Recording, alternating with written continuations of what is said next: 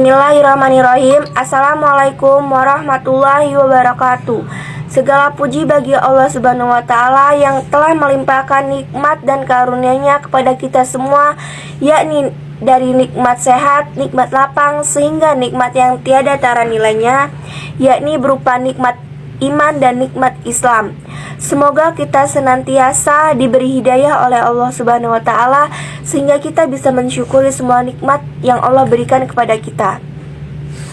Hadirin yang saya hormati, untuk kedua kalinya tak lupa semoga salawat serta salam tetap tercurahkan limpahnya kepada Nabi akhir zaman, yaitu Nabi Muhammad SAW beserta keluarganya dan para sahabat-sahabatnya yang telah menuntun umatnya dari zaman jahiliyah ke zaman yang terang benderang. Semoga kita semua kelak mendapatkan syafaatnya di yaumil kiamah kelak. Amin ya rabbal alamin.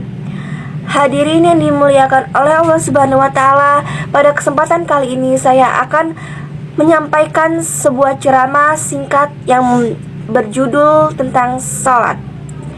Allah Subhanahu wa Ta'ala dan Rasulnya telah banyak memberitahu kepada kita melalui firman-firman-Nya kepada kita bahwa mendirikan salat sangatlah penting.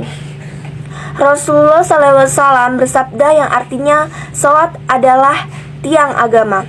Sabda yang paling sederhana dan maknanya yang paling besar. Dalam agama Islam, salat diibaratkan sebagai sebuah tiang bangunan. Jika kita tidak melaksanakan salat, diibaratkan tiang itu rapuh atau roboh, sehingga bangunannya juga ikut roboh karena tidak ada lagi penyangganya. Rasulullah SAW bersabda yang diriwayatkan oleh Imam Bukhari, yang artinya seandainya mereka tahu bahwa salat subuh dan asar, niscayanya mereka akan mendatanginya meskipun dengan merangkak. Dalam setiap salat subuh yang kita jalankan terdapat banyak keutamaannya yang bisa kita dapatkan. Salah satunya keutamaan yang bisa kita dapatkan dalam melaksanakan salat subuh, yaitu kita dapat mendapatkan persaksian dari malaikat subuh. Begitu juga dalam salat wajib lainnya. Allah selalu menawarkan pahala yang banyak kepada hamba-hambanya yang beriman. Hadirin yang dirahmati oleh Allah Subhanahu wa Ta'ala, dalam pelaksanaannya, salat tidak hanya menjadi sekedar kewajiban yang harus kita kerjakan. Lebih dari itu, salat merupakan salah satu bukti seseorang beriman kepada Allah Subhanahu wa Ta'ala. Berapa banyak sekarang manusia yang dengan mudahnya, bahkan tanpa ada rasa sesal, meninggalkan salat. Berapa banyak orang yang santainya meninggalkan salat subuh karena menonton bola semalaman. Berapa banyak pekerja rela meninggalkan salat demi kebahagiaan dunia semata. Pertanyaan-pertanyaan di atas sudah seharusnya kita membuktikannya dengan selalu menjalankan salat wajib dalam keadaan apapun itu. Dalam sebuah hadis sahih menjelaskan bahwa yang membedakannya antara orang mukmin dengan orang kafir adalah salatnya. Allah Subhanahu wa Ta'ala berfirman dalam surat Al-Ma'un ayat 45, yang artinya, maka celakalah orang yang salat, yaitu orang-orang yang lalai terhadap salatnya.